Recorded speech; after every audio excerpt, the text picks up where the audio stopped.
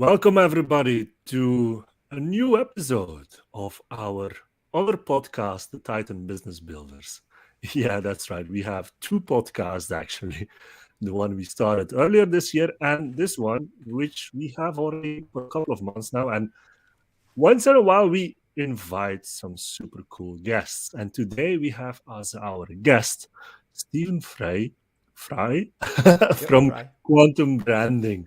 Hey, Stephen, how are you? Hey, thanks for having me. Good to see you. And Absolutely. welcome to all the guests that are listening Yeah, now all the and in the Titans that are future. watching live. If you're watching this live, put a comment in here and say that you're watching live. If you have any questions while we're doing this interview, please share them with us. I will try to make sure that Steven comes up with a perfect answer, and then we can go on from that. If you're watching the replay, put a comment in there as well.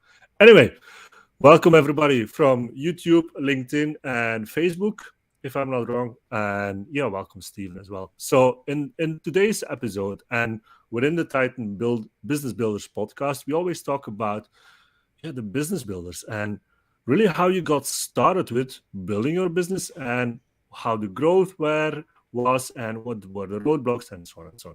So let's start with asking the common question, Stephen. How did it all started for you? That's a great question. So there's never really a straightforward answer. Like I went to undergrad and got a degree, and then I got a job, and I landed my dream job. It's never ever linear. Most stories have twists and turns. All the good ones Yeah. do, and so mine was like that. What I went to school for in undergrad ends up not to be what I got into my job with now. And so, fast forward, I got a job at an agency, and I'd worked at several agencies. And lo and behold, 2008 here in the United States, there was a recession, and I had worked my way up as the creative director. And here I was the creative director over print, web, video departments, helping campaigns. Here we are managing like 52 campaigns a spring for, nonprofits or for impact organizations, I like to call them. And then Christmas hit, and he had to let me go. And so, as a result of that, I went home over Christmas. And if I would tell my future self or my past self, stop stressing out over the holidays. No one's hiring. They're not going to read your resume. I was just keyboard warrioring, sending out resumes, looking for jobs. And fast forward, it turned into me like kind of having an epiphany like, hey, I've managed two other studios. I've been doing major rebrands for organizations. I've been helping people raise money, helping them grow their own brand. And in the back of my mind, there was always the how would I do this if this was my agency? And that started the spark of, well, you know what? I didn't go to school for this. I'd love to have that personal goal of me getting my master's degree. So I went back to school, got my master's degree online. They send you a computer, you get $10 million in debt. But I was like, but I got this new computer. And so uh, got myself a MacBook Pro, and half the day I would work on school, half the day I would work on launching my agency. And it was just a process of nurturing the people I already knew, telling them I was doing something new. And I had a DBA, a doing business as, which was Quantum Creative Media Group. I don't know why it was called a group, but that's another podcast. But started that as my, doing my side work. So all of a sudden I was like, you know what? What if I took my side work and that was the main work? And so went out on my own, started my own agency, and kind of was just going to fake it until I made it. In creating an agency that focused solely on branding, which was unheard of at the time. There weren't very many agencies just focusing on that area. But the kicker for me was when I found a book by Alina Wheeler called Designing Brand Identity, and I just gobbled it up. It was the second edition. If you're into books, it's real distinct. It's red, orange, and gray, and I just every day would thumb through that book. And that book was really the catapult for me to get even more passionate and precise about the industry I was in, and I've been doing it ever since.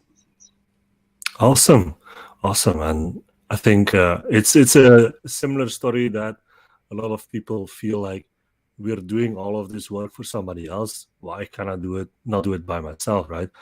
But to make the jump into actually starting your own agency, that's not so easy as it sounds, right? Like, was that in your mindset something that you always wanted to do? Do you have the entrepreneurial mindset from a young age, or why was it so important for you to start your own thing? So interesting story. I was always hustling as a kid. One time I inherited a field full of Indian corn. And if you're not familiar, it's colorful corn that's decorative. And so I would bundle that together and sell it at the antique market in the fall. Well, then the next year I sold that to the owner of the antique market. And then I did my own, which had like paper mache or whatever craft paper bows, which were nicer than the ones I sold to him. And then I got both of the market in the Indian corn market. So I was always doing stuff like that. I was always selling, hemp necklaces or macrame necklaces made out of jute from my locker, friendship bracelets when I learned how to do that in middle school. So I was always like selling and peddling. My creativity is really what it came Mm, down to. I found out really early that I was a creator, and I enjoyed, I think even as a kid, I would put on puppet shows or even pretend like I was hosting a cooking show. I was always on stage with my creativity, even though I'm not a very big limelight person. So always been a hustler. My parents would always tell me, don't go into business for yourself. Don't go into art and music. Do something reliable. And the irony is, I did all of those things despite their warnings. So I think there's to a certain degree, whatever your passion is, there's usually an element that makes you kind of the senior level muffin maker or, making the donuts. Like you're always in charge of making the thing and doing the thing. And then you realize, hey, I can do the thing for me mm, instead. And then you got to learn, you got to like up level up like Mario, yeah. and you've got to learn what needs to change for this to happen. So I think I was always entrepreneurial, but never saw it as a business, only just saw it as Mm, a natural expression. So putting the business side to it, I was lucky to be the child of a couple family businesses, small businesses. I was able to see them, learn lessons about money, like save half of everything you make. That was like really the only rule. So learning some of those things early on, seeing that was definitely helpful. But I don't think it's kind of like heroes aren't born, they're made. And I would say the same thing with entrepreneurs. Entrepreneurs aren't born, they're made, but there's natural elements of who you are and what you do that become the center stage with that. yeah, absolutely. Yeah, I truly believe that as well. It's not an easy thing to jump into entrepreneurship, so you have to be a little bit crazy to start it out like that. You And have in to your be case, crazy. You have to yeah, be willing to take risks. And so uh, um, I, I I always tease when I make a mistake. I say, "Oh no, a mistake." People's like, "Why? Like, why is?" It's not a big deal. It's not a big deal. Move on. And so, definitely with the rise of COVID and the pandemic, people who are entrepreneurial minded or and people who are able to pivot were the ones that have that resiliency, that natural resiliency that comes from learning to just try something new, do something different. And it's kind of like the story of Henny Penny. I don't know if many of you share similar kind of backgrounds, um, but it's Henny Penny is making the wheat. She's planting the seeds, and she's asking all her friends like, "Hey, who wants to help me plant? Who wants to help me do this?" And they're like, "Oh no!" But then finally, when it's time for dinner, she's like, "Who wants dinner?" And they're like, "Oh, it smells so good. We want some." And it's the people that have been doing the work all along that wind up reaping the rewards. And so, if you've been in an entrepreneurial environment, if you learn how to make mistakes and you're constantly doing the work on your business, it's easier to do more work on your business and go to the next level. yeah, 100%. And it takes some time. I think people forget that in the end, it's a marathon, it's not a sprint. So even if you start out and you feel like it's not getting anywhere, well, most businesses really don't take off until they're 3 years in, and even that, right? And even beyond that, some people still don't make it. So, yeah, being crazy is a good thing. But in your case, you you said it yourself, like you went into the branding with your agency and that was not done at that time. So it's, can I call it double crazy to do it like that? Like, okay, you found your passion for branding, but how did you figure that building an agency was something that you should be doing? So, I it's an interesting question. I don't believe I ever had this vision for like I'm going to have this multi-million dollar agency. I think I had the vision for what kind of work do I want to be always doing? What kind of business do I want to have? Who are the people I want to work with? In the first job that I worked in as a creative director, I worked managing campaigns for nonprofit organizations, for impact organizations, very worthy causes, and so that really tapped into the nature of my heart. I grew up on a beef cattle farm, very humble roots. My father's family was a well driller. My mom's family, she grew up on a dairy farm, and so we understood hard work, and we understood, uh, investing in people and investing in the soil.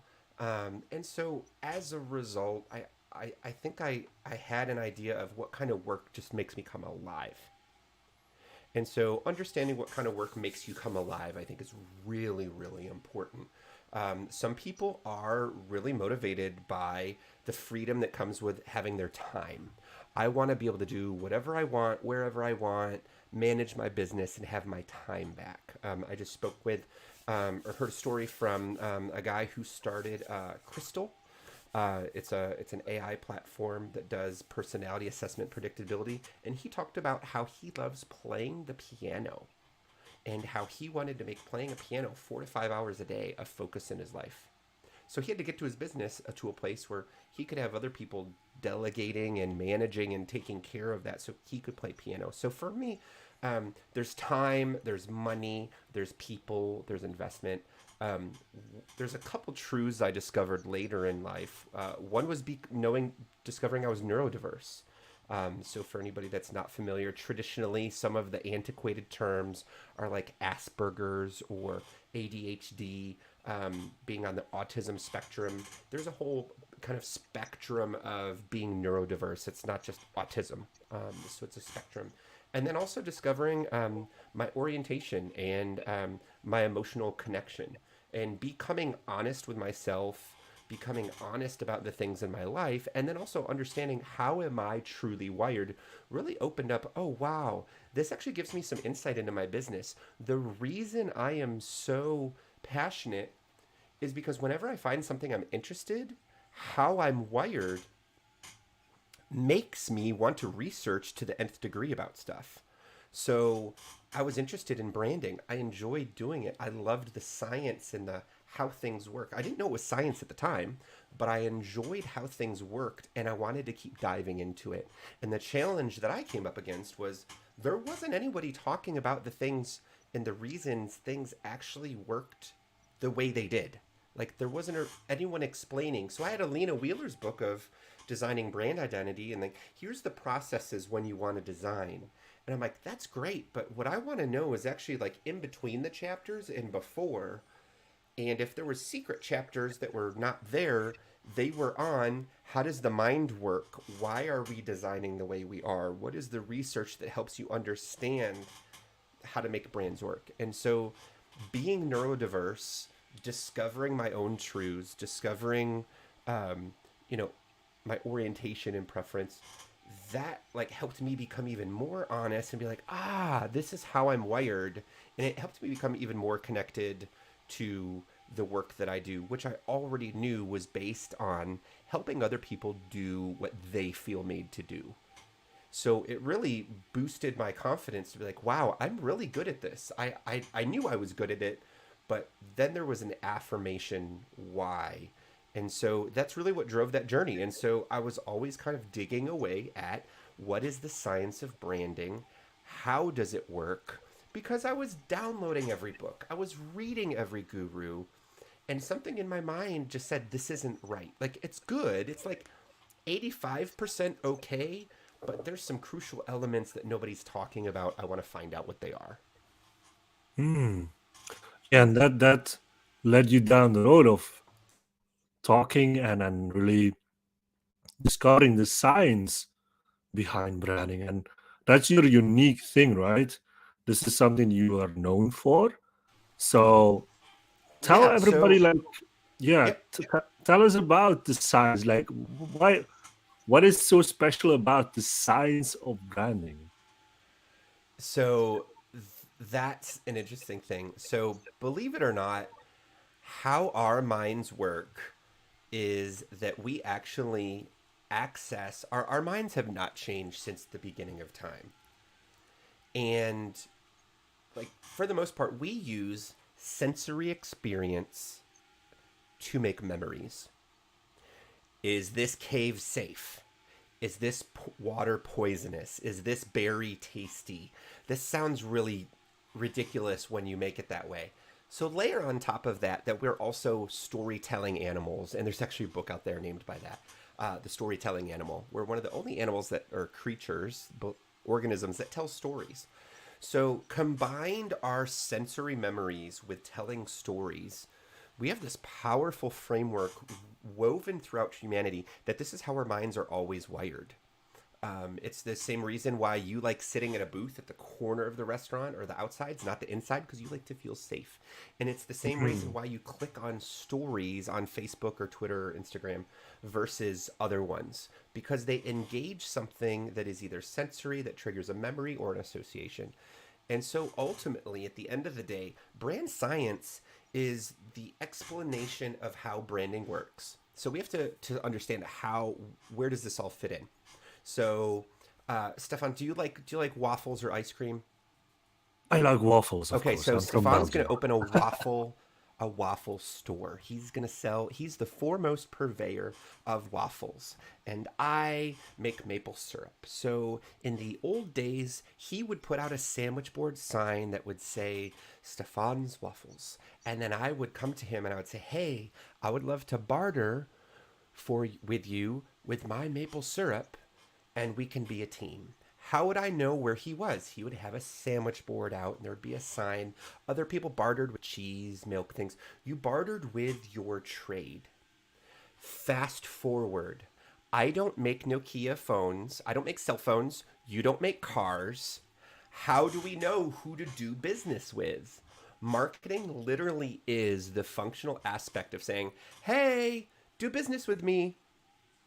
And then there's that one level of marketing of just, "Hey, do business with me." And then there's another level of branding, which is, think of me first when you need to do business in this category. Hmm.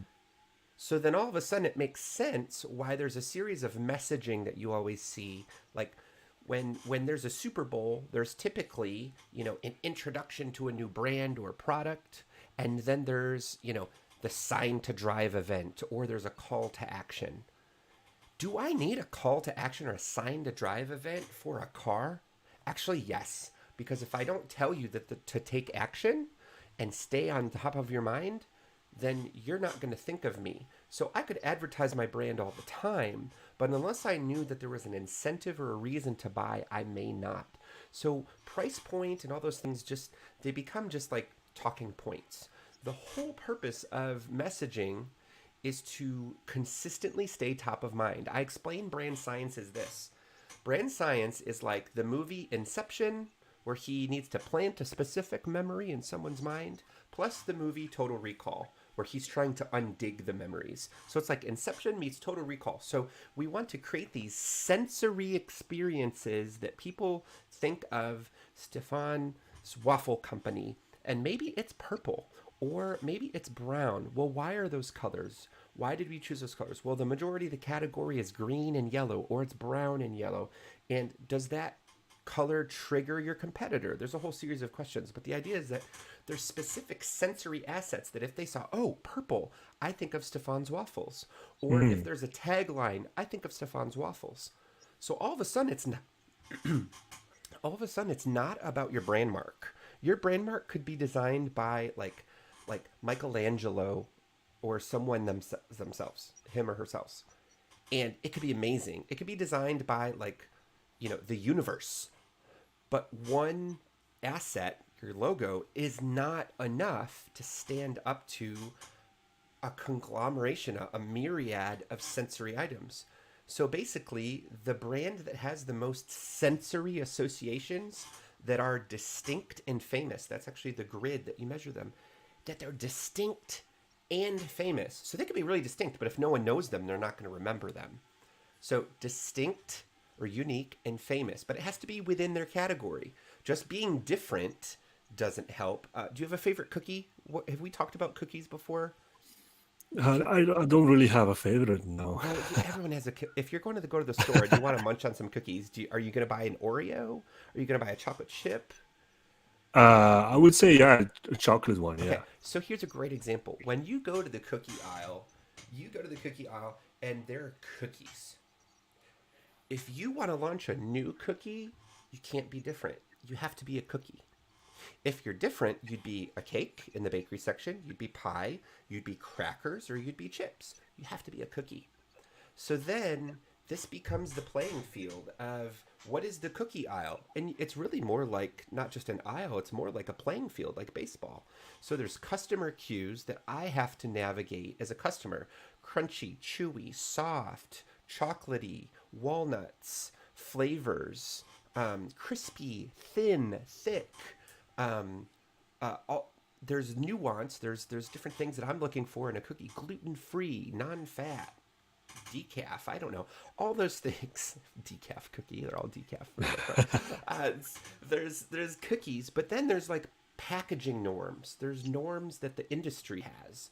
And so this is, sandwich cookies come in a tray. You can pull them out. Oreo has the lid on the top that sticks. Sugar wafers are cut up. They're shrink wrapped. Fancy ones come in parchment cups and they're folded over. And so we have a variety of customer cues and industry cues. And this is the playing field. Now, first, you're starting with waffles. Now we're getting into cookies. So if you have a cookie, you can't be different. You have to follow. Oh, well, blue means Chips Ahoy or Oreo, or blue is a common one. Red means chunky, or, white means fancy. Brown means chocolate. Yellow tends to mean lemon. Green tends to. So there's category cues, and then there's multiple categories that overlay. There's like baked goods, there's cookies, and then there's ingredients. And so we have to navigate all the natural boxes in people's minds. We talked about the movie Inception. There is a science of how people think, and one of them is called semiotics. It's the boxes that people think of when they think of something. So when they think of something in the fridge that's white, that's in the door, that's a condiment, that's in a jar, that's also a vegetable, they're thinking of horseradish. But we had to navigate a series of boxes like a library index to get there. It's like the March Madness bracket. If you're ever into, college basketball or team-based sports, that our minds organize our thoughts. So back up, only to realize that marketing, hey, do business with me, is dependent on people thinking of you, and the brand that grows and sells has to have the most mental and physical availability. So availability means the ability to purchase or top of mindness. So for me to have mental availability, think of me first, the brand that has the most distinctive and famous brand assets that are thought of first, that are being cultivated, massaged, zhuzhed, as I like to say, that those brands that are consistently building that spider web of association are the ones that are thought of first. So there's a whole bunch of series of sequences that you can create to help stay top of mind and become top of mind. But marketing overall, marketing is not an end goal in of itself. So the thing that I want people to really realize is that marketing, sales, all these things, they're all interwoven together for people to think of you first. And the goal is to either increase or maintain mental availability. So the goal is to be thought of first. And so branding doesn't matter how much time you spend choosing your color. Your color is just one thing. Doesn't matter how amazing your brand mark is. That's just one thing. But it's the combination of distinctive brand assets in the various categories of word, color, type, shape, sound, music, story, character. It's bringing all those categories together that build the asset library. So when you think of Snickers, you think of the brown, you think of the typeface that's slanted like at a 15-degree angle, you think of the blue and the red, you think of how the chocolate looks, you think of the fact that they actually looks like the wrapper is like too tight on the package. They do that on purpose. They want you to be like, man, this is a really big Snickers. That's strategic. So everything from the packaging to the sound, like, hey, are you hungry? Oh, Snickers, you're not you when you're hungry. Yeah, And yeah, then you yeah. think of Betty White, and then you think of Danny DeVito, and then you think of, and your mind goes off on this association trail. And all you said was the word hungry. And my mind, whoop, So would you say, brought up the assets that associated with the term yeah? hungry. So would you say, Stephen, that this is true for every type of business, every type of, like, a business should see itself as a brand all the time. And if you want to be top of mind, you have to apply these kind of principles to any kind of business, or is it really designed for specific types of businesses? Sure. I know I've used waffles and Snickers and Yeah, cookies. And so it makes it sound like, oh, this is just for consumer packaged yeah, goods or retail. But actually, this is how all minds work. All our minds do this. And so some of the messaging may be unique or distinct or different than, you may use a different approach than one category. But ultimately, brand science works in every category. I've worked in over 65 different categories, all the way from agriculture to like zoology, like with animals, things that yeah. help promote, zoos. And so from A to Z, every category utilizes this science. Because why? Because people. Now, technology may change in the execution of how we deliver. It used to be newspaper. It used to be print. Then the advent of, radio, and then the advent of, television, and then cable television. Our execution may change. And so methodologies are always being innovative. Now we have social media, and you can see pay-per-clicks, and you can see, ratios and numbers and impressions. The methodology changes, the execution changes, but the principle is still the same. The brand that has the most mental and physical availability is the one that grows and sells. The number one scientific way to accomplish that is by having distinctive brand assets that are highly distinct and highly famous and unique. So if your category, say now, Stefan, you tried cookies, you tried waffles, you're now in landscaping business, and you love landscaping. Everybody makes a green brand mark, green color palette. If you're in landscaping, typically it's a sans serif. That means there's no little hooks and shelves on the letters. It's Yeah. bold, so it's visible, and so there's all these considerations. Do you know how hard it is to own the color green? You can't just trademark the color green when grass is green and your category is associated with green. So how do you create a color palette that's distinct but still plays in your category? And this is why brands hire me to work with them. They understand the importance of, hey, we've been doing what we've been doing for a while. We want to go to the next level, but we actually need to do a better job of being distinct, or we need to be top of mind, and we're just not. Typically, the average business only has a brand mark. That's the logo. I don't say logo, I say brand mark. They have a color, maybe a secondary color that they use, maybe a tagline. So brand mark, logo, color, tagline, maybe a same set of images that they use. So 3 to 4. The average brand out there has 3 to 4 assets that they're using all the time. Color, typeface, brand mark. The average commercial brand has anywhere from 50 to 100. So Oh, even if the universe itself designed your brand mark, that one is not going to stand up to 50 to 100. Brands like CocaCola, they did not sponsor this. I just drink it. Brands like Coca-Cola, they have over 150 and counting, and they're always zhuzhing and adding more. This Christmas, they released something called the Hug. It looks like a hug. It looks like the brand mark Coca-Cola going like this in the shape of a bottle. The shape of their bottle is another asset. So they're combining their brand mark and another asset together to create a whole new association, which is built on another association they know you already had. This is a great example. Wow. For viewers that can't see this and you're listening, I'm drinking what I call Man Coke or Coke Zero. Coke Zero used to be predominantly black with a clear or silver to let the can through Yeah. color palette. This can that I'm holding now is predominantly red with some black writing on it on the brand mark. That is like a 15-year shift that they made. So eventually they could just simply say, the red can with the white lettering is the normal Coke. The red can with the black lettering is the zero-based Coke Zero. But they Huh. couldn't just introduce that without teaching you some distinctive assets and associations. So then you look at the other categories. You look at other colas.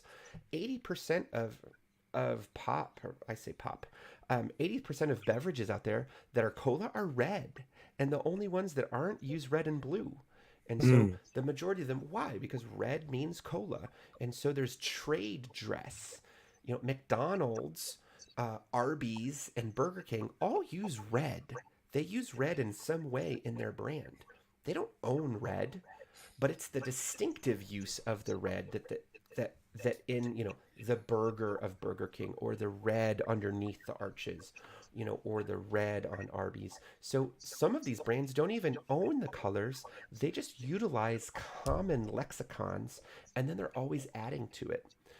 So ultimately, the goal is to build a library of assets that, like Bob Ross, the famous, wonderful painter, who's like, oh, I want to put a happy little tree here. I want to put a cloud here. You do the same with your campaigns. You're like, oh, we need a brand mark. Oh, let's use some images. Oh, let's use some of our copy or our taglines. And then all of a sudden, you can pull in the assets that you use to build those memories and refresh and build those memories. So that's kind of the mind blower, is that you may have some of these assets already. You may value branding. You may have worked very hard on the brand assets you have. The challenge is that you don't know what you don't know, and there's actually a science to how this works. Yeah. And so all of a sudden, marketing becomes more complicated than it needs to be. You're working on aspects of your brand that may be, inefficient. And ultimately, you may be spending time on the wrong things. And so that's where organizations bring me in. Fortune 500 companies, Mars Pet Care, Target, Walmart, Michaels, organizations that I've worked with, they use a brand scientist to actually say, help guide us with our distinctive brand assets. There's even an organization that you have to pay tens of millions of dollars to access in the University of South Australia, called the Ehrenberg Base Institute. And if you're interested in reading more on brand science, you can actually read the book by Byron Sharp called How Brands Grow.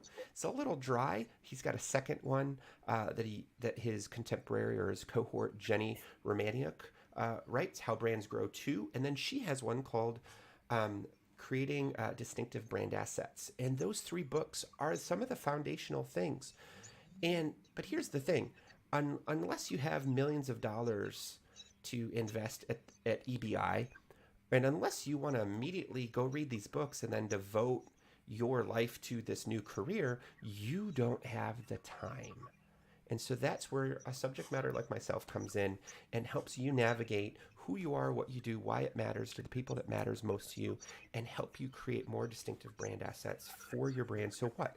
You can grow and you can sell, make it easy for your customer to buy, make it easy for your sales force to sell, make it easy for your marketing team to understand what is the point. The point is, we want people to think of us first, and then we want to have our product ready, available. Wow. That's I think the most clear explanation that I've ever had about the science of branding. And the good thing is, Stephen, that we can end with this for sure, is that you have actually a workshop that explains everything even more in detail across a That is couple right. of days. That is right. So one of the things that are really important to me is, having spent the past 20 years working with Fortune 500 companies, and great organizations, is I actually still, my roots are with the growing business and with people just like myself, and I want to help them get ahead. And if you can understand just the basic rules of brand science, you can partner with folks like myself and learn, to do it yourself, to do it with you, or do it for you. There's different ways that you can engage our services, but the easiest one is, let's just get you a foundational understanding so you can hit the ground running and cut out the activities that are just not working. And then for every business activity you have, there's a brand activity that helps accomplish that. And so I explain all those things in my brand strategy foundations workshop, and that is coming up. I typically do that once a quarter, but we've got one coming up, and so you can receive a complimentary seat in there. So typically the workshop is $12.50 per person. We're coming on the show today, open it up to anybody in the technology environment that they can participate with the code brand science. You can type that in when it asks you for payment. But the registration is really easy. It's just your name, your brand, all those things. But you can read on the page more about Brand Strategy Foundations, and you can learn the never before revealed to the public brand science operating system. We call it brandometry, the brandometry OS. What is brandometry? It's the metrics of how brands grow. And so I'm sharing that for the first time with the public in this workshop. We do workshops before, but this is the first one that's showing you, unveiling behind the curtain, what are those same metrics that commercial Fortune 500 companies are using to grow their businesses? How do you know what to do every quarter? How do you assess your brand assets? How do you know what activities are worth focusing on and which ones aren't? So you can hit this next quarter, or the quarter that we're in, that with your feet and boots on the ground, whether you're bootstrapping, you're profitable, whether you're in the growth stages, traction, whether you're in authority or scale, no matter where your business is, you can implement this system to help your brand grow and sell. So the link is up there. It's just quantumbranding.agency and then brand-strategy-foundations. You can go on our site. You can find that, or the link I'm sure will be in the description later. But check it out. Code brand science, all one word, for a complimentary seat and that $12.50 workshop, $12.50 USD for anybody who is not in the US watching this or listening. So Awesome. please check out that workshop. It is simply 4 days, but don't freak out. It's 4 days, but only 1 hour a day, so that you can make it during my lunchtime or East Coast lunchtime. But it's 4 days. We do an introduction, and then the next day we come back, and then we get to work. And it's 1 hour a day for 4 days. And then there's an invitation at the end for a free strategy call if you've made it through all 4 days. I extend that to folks who are really serious and they want to talk and get more help. They can do that by scheduling a strategy call, but you got to attend all 4 days. I do like to say that I reward hard workers, people that are passionate. So Good stuff. Good stuff. Well, I think everybody that have seen this will get a lot of value from knowing about brand science. And if you want even to get more information, go check out the workshop for sure. And Stæven, thank you very much for your time. Someone just came in the office. Thank you very much for your time today. We will see each other soon again in technology in our community. So if you want to see and hear more from Stæven, please do join technology.world. And join also the workshop, and we will see each other there very soon. Thank you, Stæven, again. Thanks, Stefan, for having me, and everyone in the technology environment and ecosystem community. I don't know the right word. Community. That's the word I was looking at. Look forward to seeing you, whether it's specific teachings in the future or joining the Brand Strategy Foundations workshop. Absolutely. Look forward to having you. Look forward to seeing you around. Thanks for having me, and thanks for letting me geek out a little bit about brand science and talking a little bit more about what I'm really passionate about. Absolutely. Thank you a lot, Stæven. Thank you, everybody, for watching, and we will see each other very soon.